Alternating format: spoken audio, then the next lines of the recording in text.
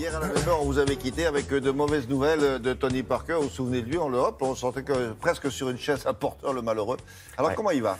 Ce matin, la nouvelle est mauvaise. C'est un coup dur pour lui puisqu'on apprend que sa saison est terminée. Le meneur des Spurs, des San Antonio de Spurs, effectivement, ne jouera plus cette saison. Il est blessé à la cuisse gauche. Il jouait les playoffs aux États-Unis. Bien, c'est terminé. On va voir ou revoir ces images. Williams, effectivement, c'était avant-hier dans ce match contre Houston en playoff de conférence Est. On est dans le quatrième quart-temps. Vous voyez. Il vient de s'effondrer. Tony Parker, il ne se relèvera pas. Alors, il a donc passé des examens, une IRM. Sur quelle jambe? C'est la jambe droite apparemment. Et on a appris hier soir qu'il souffrait donc d'une rupture du tendon du quadriceps de la jambe. Tony Parker qui est donc au repos, saison terminée. Vous voyez, c'est dommage pour lui.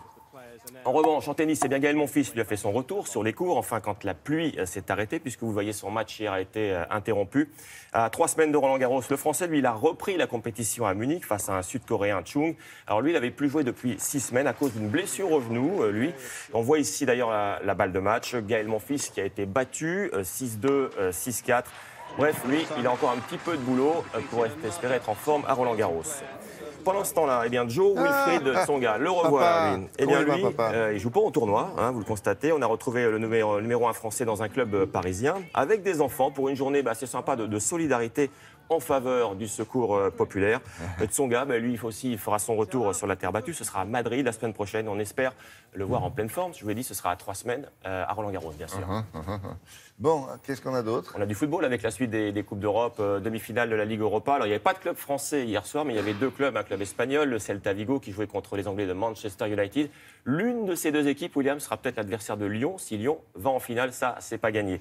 Alors, on va voir ce qui s'est passé et on va voir que c'est Manchester United qui a pris hier soir une option en Espagne avec ce but, le seul de la partie. Vous l'avez vu, ce coup franc à la 66e minute signé Rashford. La joie du buteur, évidemment, la joie des supporters anglais.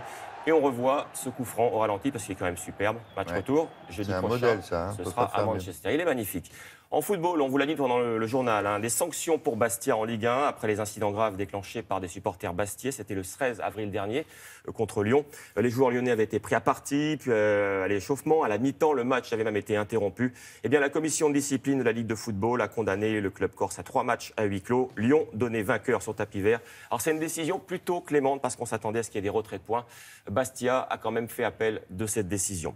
Et puis le football, c'est aussi cette image. À Madrid, cette fois, Cristiano Ronaldo qui reçoit des mains du président du Real ce beau maillot floqué du chiffre 400.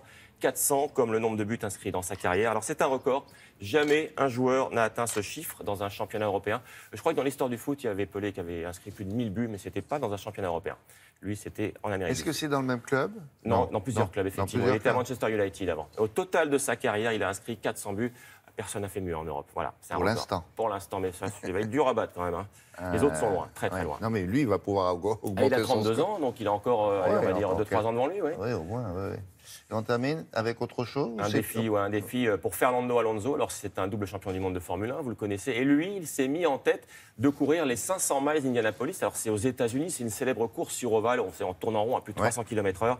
C'est un truc de spécialiste, mais lui, il veut gagner. Direction Indianapolis. Donc, et Fernando, regardez, il est dans cette voiture orange. Le pilote de F1 roulait donc hier pour la première fois dans cette monoplace pour les 500 miles d'Indianapolis. C'était des essais. Et comme les Américains ne plaisantent pas, Alonso a dû passer un test de vitesse pour pouvoir courir. Il a atteint hier la vitesse de 353 km/h, c'est pas rien. Il a donc en quelque sorte obtenu son permis de conduire pour disputer les 500 miles d'Indianapolis. Allez, une dernière image à présent, vous allez le voir, c'est l'image du Giro, le Tour d'Italie qui s'élance aujourd'hui. C'est la 100e édition, départ en Sardaigne. Présentation en grande pompe. Alors, il y a 22 équipes qui vont s'élancer aujourd'hui. 2 françaises, la FDJ et AG2R. Et puis au palmarès, tous ces coureurs rêvent de succéder à l'Italien Nibali. Départ aujourd'hui, donc, du Giro. Merci beaucoup, Jean-Sébastien.